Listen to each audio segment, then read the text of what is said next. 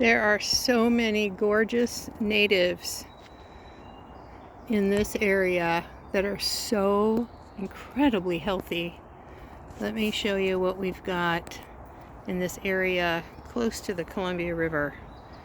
These beauteous ocean spray, also known as ironwood because of, yes, they're very strong wood. Absolutely stunning. I've never seen shrubs that are this happy with so many blossoms on ironwood.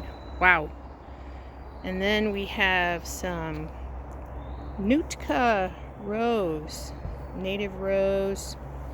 These have already bloomed out, but you can see a little bit of remnant. Beautiful pink, little bit of remnant there. And I gotta say, this is absolutely teeming with mosquitoes. It is nuts. So I'm going to be a little quick about it. Let's go to another area. And one of my very favorites, St. John's wort. These flowers are ready to pick for some infused oil, which I just started a batch of that a few days ago. White blossoms are not native. They are the invasive blackberry. And these are the Himalayan blackberries. Next up, we have the evidence of them first. Look at all this pollen and fluff, which is from the poplar tree, otherwise known as cottonwood. Definitely not a wood that you want to burn for a wood-burning stove. It's very stinky and it's way too wet. And here is the tree itself with the leaves. And you can see on this guy, this is like a scab type of illness that these get. This will actually turn red, that scab on the leaf. You can see another one forming down here. Don't know what the name of that particular bug is. However, then we can come over to tobacco plant. All kinds of seeds on that. It was indeed purported that indigenous people used these leaves like tobacco, dried them, and then smoked them. Next up is plantain.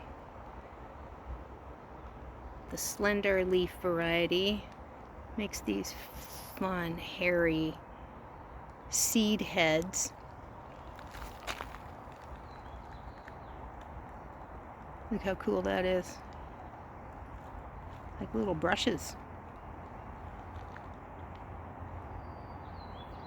Plantain makes a great poultice for bug bites, poison oak, other skin irritations, lots of other good uses too, but that's one that's prominent in my use of it. Mullein. This is just now starting to flower. So all of those little flower buds will indeed be a full, beautiful yellow flower on that stalk. Mullein has very, very fuzzy, soft, velvety leaves. The one that grew in my yard which was the first one that I had in my yard ever, was last year, and that stalk was at least 8 feet tall. Mullein is terrific for earache and also ear infections. You can make an infused oil with the leaves. Great plant. It does self-seed very, very well, however. And here are 2 others. They haven't even had their flower stalk portion open yet. But there will be much more mullein next year, guaranteed. Next up is the beautiful Oregon grape, our state plant. You can see it's got fruit ready. These are very, very not sweet. So if you want to make a jam or jelly with them, you definitely need to use a sweetener. A lot of people confuse this plant, its leaves, with poison oak, but they're very different, as you see that there are several leaves on a branchlet, unlike poison oak, which has 3. Yeah, it's just such a beautiful area. More ironwood there in full bloom. So gorgeous. And this is red flowering currant, whose beautiful pinkish mauve blossoms are all done and dried up. Now mostly they're just holding poplar fuzz. Such a beautiful shrub. I love the striations in the stem wood that you can see here. So cool looking. Which is a way that you can also identify beautiful red flowering currant. And that's our native. Oop, there's one more I want to show.